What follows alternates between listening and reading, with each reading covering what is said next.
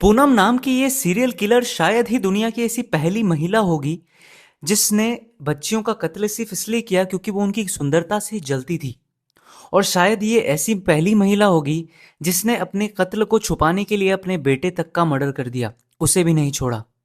2019 में पानीपत में पूनम की शादी होती है नीरज नाम के बंदे से।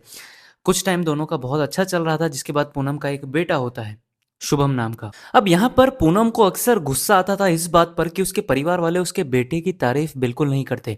सब कहते थे कि पूनम तुम इतनी सुंदर हो लेकिन तुम्हारा बेटा बिल्कुल भी सुंदर नहीं है, दिखने में अच्छा नहीं है। उसे बहुत गुस्सा आता था। और जब वो किसी और बच्ची की जो खानदान की बच्ची की तारीफ सुनती थी तो उसे उस पर भी गुस्सा आता था कि मेरे बेटे की तारीफ नहीं हो रही है तो इसकी तारीफ क्यों हो रही है। अब आता है 2023 नवंबर का दिन। यहाँ पर जो उसकी ननद है पूनम की, उसकी 11 साल की बेटी इशिता घर पर आती है छुट्टियों में। अब यहाँ पर एक दिन सब बाहर गए हुए थे तो 11 साल की इशिता, 3 साल का शुभम और पूनम ही उस घर में अकेले थे। यहाँ पर पूनम को पहले से ही इशिता पर गुस्सा था तो वो सोचती है कि इसको आज मारना ही है। वो उसे छत पर लेकर जाती है पानी की टंकी के पास और उसे पानी की टंकी में डुबा कर मार देती है। और ये कांड करते हुए जो शुभम था, जो 3 साल का बेटा था, वो देख लेता है। अब यहाँ पर पूनम घबरा जाती है कि कहीं ये कुछ बोल ना दे गलती से भी, छोटा है तो क्या हुआ।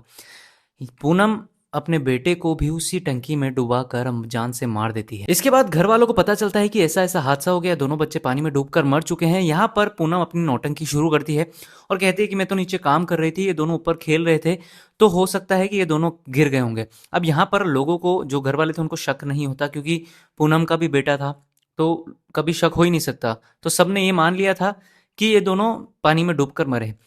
यहाँ पर सब हो जाता है, अंतिम संस्कार हो जाता है बच्चों का। अब इसके बाद 2025 अगस्त और 2025 नवंबर, विधि और जिया नाम की दोनों बच्चियों का भी कत्ल पूनम इसी तरीके से करती है क्योंकि उनकी भी खानदान में तारीफ हो रही थी। एक उसके मायके की थी और एक उसकी ससुराल की साइड की थी। पुलिस को बुलाया जाता है। पुलिस को पता चलता है कि 4 ऐसे मामले पहले भी हो चुके हैं जहाँ पर पुलिस को पूनम पर शक होता है क्योंकि सीसीटीवी में भी देखा गया था कि बार-बार वो उधर ही भटक रही है। और शादी में जब सब जा रहे थे तब ये मना कर देती है एंड टाइम पे कि मैं नहीं आ रही, मेरी तबीयत थोड़ी ख़राब है। उसके बाद उसके कपड़े भी गीले थे क्योंकि वो जब विधि को ज़बरदस्ती डुबा रही थी, उसे मार रही थी, तब उसके कपड़े भी गीले हुए क्योंकि विधि छटपटा रही थी। यहाँ पर पुलिस उसे रिमांड पर लेती है जहाँ पर बाद में वो कबूल कर लेती है कि मैंने विधि का मर्डर किया है। उसके बाद पुलिस को ये पता ही था कि 4 मर्डर और 3 मर्डर और ऐसे हो चुके हैं, जहाँ पर पुलिस फिर से उससे पूछताछ करते हैं।